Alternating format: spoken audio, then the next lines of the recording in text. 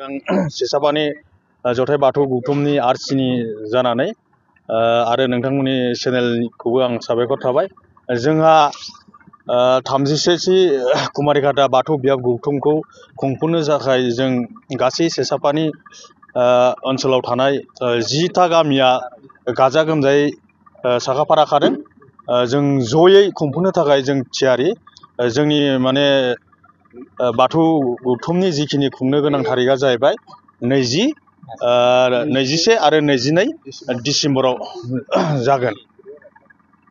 माने कालारफुल खालामनो सानदों आरो जों आलासि माखासेखौबो जों कनसेन्ट लाखाजोब्बाय आरो जोंहा 20 आरो 21, 22 माने गेवलां मेल खालि जोङो बिस्वजित दैमारिखौबो कनसेन्ट लानाय जाखाबाय। बिथाङा जोंनो खोथा होदों आं नोंथांमोननि माबायाव बे बाथौ खुंफुंनाय मेलाव आं नोंथांमोननाव थांगोन होननानै जोंनो बिथां सारा जोंनो खोथा होना दोनदों। जों माने गोबां रायजो राजा जोंनि बाथौ सिबियारिफोरनिफ्राय जों गोबां माने मदद लुबैदों। जोंनि 10टा गामियाथ' बहुद सांग्राङै जों खुंफुंनो आखायाव लाबाय। लोगोसे जोंनि कुमारिघाटा बाथौ बियाब गौथुमनि जिखिनि सिङाव थानाय गासै बाथौ सिबियारिफ्रा जाहाथे फैनानै जोंखौ गाजा गोमजा हेफाजाब होफैयो, आं बेखौनो जोंनि आरसिनि जानानै आं खावलायनाय थाबाय। बे सानथामनि हाबाफारिखौ ओरैबायदिहाय लादों। जोंनि कुमारिघाटा ओनसोलनि बिबानगिरिफोर लोगोसे बिसोरखौ लानानै जों आरसिखौ दानाय जादों। आरो बे आरसियाव बे जोंनि सेसा प्राइमारिनि आन्दाराव 10टा गामि दङ। बे 10टा गामिनि गासैबो आफादगिरि आरो नेहाथारिखौ लानानै जों आरसिखौ दानाय जादों। बेनिफ्राय दाखांनानै जोङो एसे माने बाहाय माने इक'नमिकेलि बाहाय माने दाबो प्रब्लेम एसेबाबो। दा जोङो सुफुंनो अन्तत' जों बे 10टा गामिनि सायावनो जों हानाय बायदि सोरखौबा जों गामियारि भाषाजों बुंनाय बायदि सानद्रैदो सालिनानै सोरबा माइ बिजुजाय सालिबाय, सोरबा उन्दैया थालांबाय सिङाव थाबाय, एसे गिदिरा इनि सायाव थाबाय, आरो बेखौबो जों सालिदों। सालिनानै बिदिहाय जोङो रायजोफोरनिफ्राय मदद खेन्दा खांनाय जादों। आरो खामानियावबो जोङो बिथांमोननिफ्राय मदद लानाय जादों। खुंथारगोन होननानै जोङो जानजि खाफ्रादों। गतिके जोङो बे रायजोखौ लानानै आरसिखौ दाबाय नालाय, दानानै जोङो रायजोफोरनिफ्राय जथेस्थ' गोसो गुदुं रायजोफोरनिफ्राय जथेस्थ' जों सहयोग मोनदों।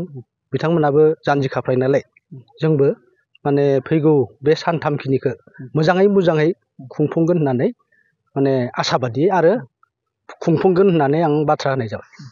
मा हाबाफारियाव जोंनाव दङ। गिबियावनो जोंनिया जागोन 20 खालि जोंनिया बेखेवनाय हाबाफारि दङ। बेखेवनायानो थान्दै मेला 21 खालार खालि दङ। खिन्थु बिनि सिगाङावबो जोंनिया आर'ज माने दैदेनगिरिफोर दङ। बिथांमोनाबो जोंनिया माबानि बियाबनि आन्दाराव थानाय गासैनिबो गामिनिफ्राय दिउरि बिथांमोना फैगोन। बे दिउरि बिथांमोना सावरायमेलबो जागोन। जोंनि जिथु निति नियम, बर'नि जिथु गुबै निति नियम, बेफोरखौ जों बे सावरायमेलाव बिथांमोननि गामिफोरनिफ्राय माने सुबिदा उसुबिदाखौ रायज्लायगोन। बिथांमोना रायज्लायगोन। माने धरक गासैबो गामिया न' गंसेयैनो बा गंसे माबायावनो जिरायसालियावनो जिरायनानै सुबिदा उसुबिदाखौ रायज्लायनो हागोन। बिथांमोना गावबा गावनि गोसोखौ फोरमायलायनो हागोन। गेवलां मेलाव सोर बाहागो लागोन? गिबियावनो जोङो बिथां आयेन आफादनि बुंथिगिरि बिथां बिस्वजित दैमारिखौ जों लोगो हमनानै फिक्स खालामनाय जादों। आरो लोगोसे थागोन दुलाराय बाथौ गौथुमनि आफादगिरि पबनेस्वर ब्रह्म बिथाङा। आरो लोगोसे दङ कान्तेस्वर बरगयारि बिथां। आरो लोगोसे जोंनियाव बेयावबो समाज सिबियारि दङ आरो समाज सिबि बिथांमोन दङ।